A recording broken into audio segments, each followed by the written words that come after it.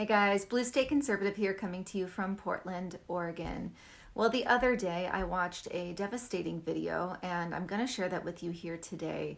But first, a little bit of a backstory. So from what my research has found, it is a bus in Hong Kong being loaded up by the Chinese Communist Party, the CCP. They are boarding up Hong Kong residents who are considered political prisoners, and they go against what the Chinese Communist Party is all about.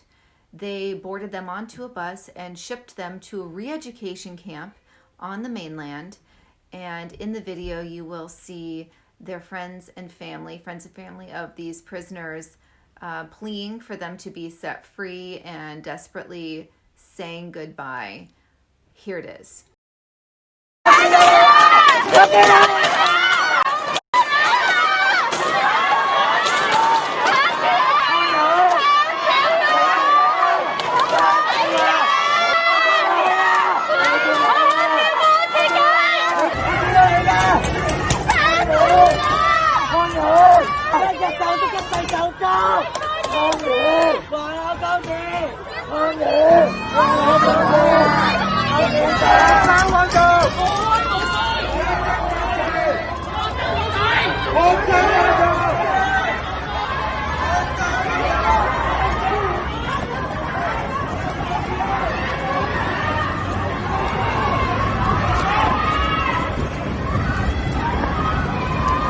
Pretty horrible, right?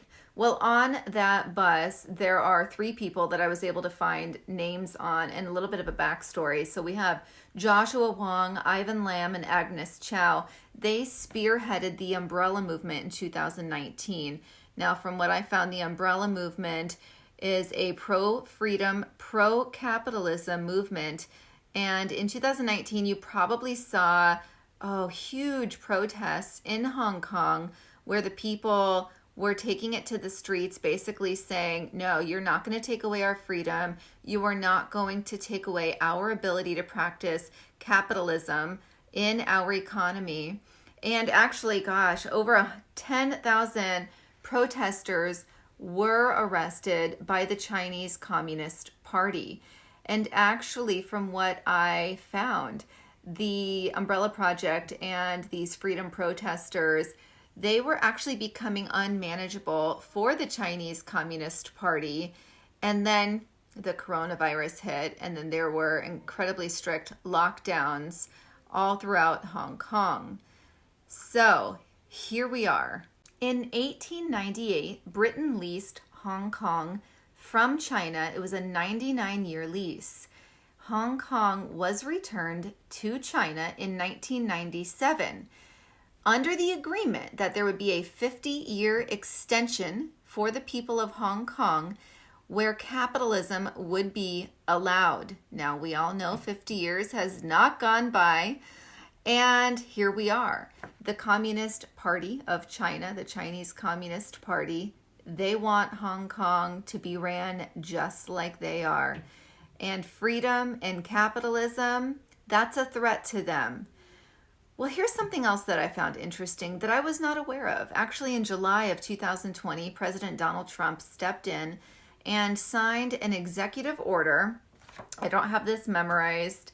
The executive order basically held people responsible for the Chinese Communist Party's efforts to extinguish the Hong Kong's freedom. So here we are. I don't know what's going to happen to Hong Kong, but I can't help but selfishly think that what's happening in Hong Kong is really not too far off for us here in the United States. Now, we're fighting like hell to get President Trump inaugurated, right?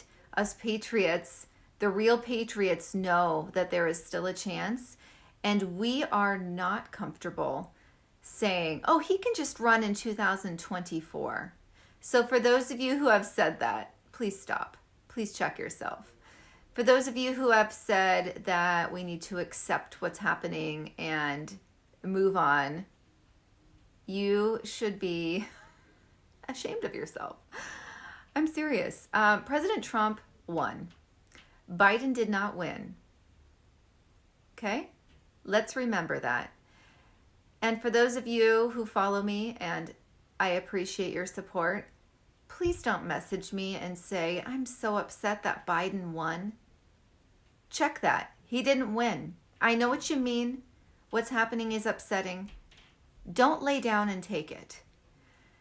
Let's just think about what is currently happening to people in Hong Kong. If they don't agree with the Communist Party, they are being put on buses and shipped to re-education camps. These camps aren't pleasant.